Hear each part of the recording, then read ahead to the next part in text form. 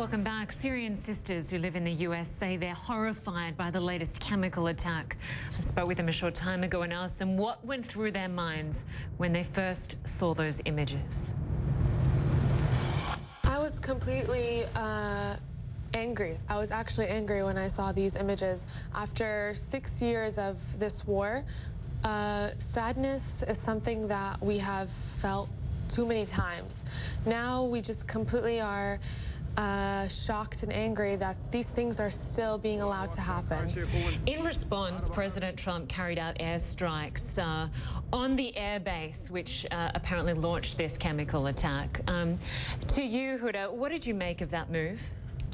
I thought it was a long time coming. I thought we've been waiting for a response like this from either the United States or the United Nations for a very long time, and it gave hope to a lot of the Syrians. But there's still a lot more work to do. The president made the decision to get involved not that long after calling for a ban on Syrian refugees. How do you make sense of that? How does that add up? Yeah, you would think that with his with how he's been saying that he doesn't want any refugees to be coming in, you would not think he would want to support or even, you know, show people that he has any support for the Syrian people.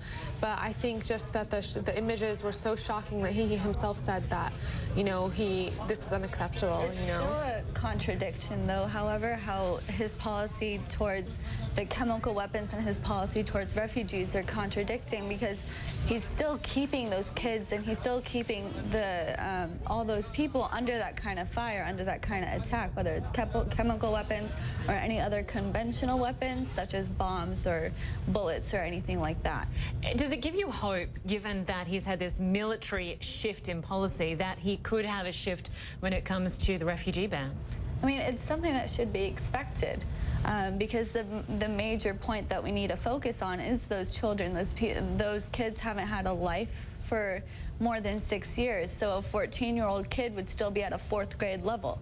So this kind of thing we need to work towards more and trying to create a future for these people, and not just acting militarily. All right, well, around 2 million refugees have now fled Syria since the civil war began. Around 400,000 people have lost their lives. The Syrian civil war has now entered its 7th year, and there's no clear end in sight. CNN's Randi Kaye explains how it all began. They call it the cradle of the revolution. This is Dara, Syria, a small town about 50 miles from Damascus. Here is where graffiti containing anti-government slogans sparked the start of the Syrian uprising. It was March 2011, and more than a dozen children had been arrested for drawing that graffiti. Protesters demanded the release of the children and democratic reforms. It quickly turned violent, with protests spreading and Syrian security forces opening fire on crowds. If it is bombed every day and 1,000 people die, this is our land and we will not leave it. Protesters targeted the government of Syrian President Bashar al-Assad. Our enemies are working daily and scientifically in order to undermine the stability of Syria. The regime's response was swift. A brutal crackdown, massive arrests and casualties. The president made promises that never came. The level of anger and passion here is absolutely palpable. We're just a few miles from the center of Damascus, and this is a crowd here. Thank you. This is a crowd here of perhaps several thousand people. They're taking over this whole area. The government militia continue to torture and murder their own people using tanks in surprise raids. I am not the only one whose life has been destroyed or whose husband is missing. Everyone in this country has a missing person or a destroyed home or is displaced. We have been through so much. We have suffered and have come to hate life because of all these problems. Emails obtained by CNN, apparently from the Assad's private email accounts, show throughout it all they continue to live a life of luxury.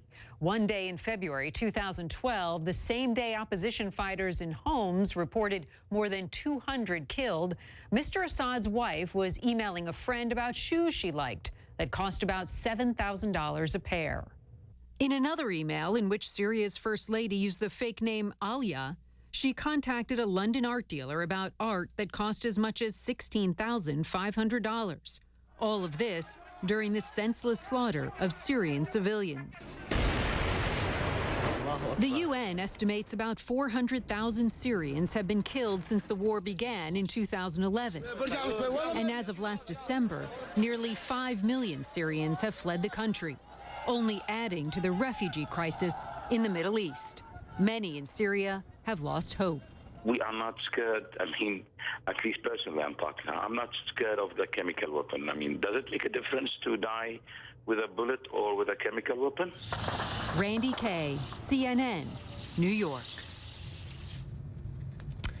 Well, thanks for joining us for this edition of CNN Newsroom. I'm Lynda Kinkade. Inside Africa is just ahead, but first, I'll be back with the headlines.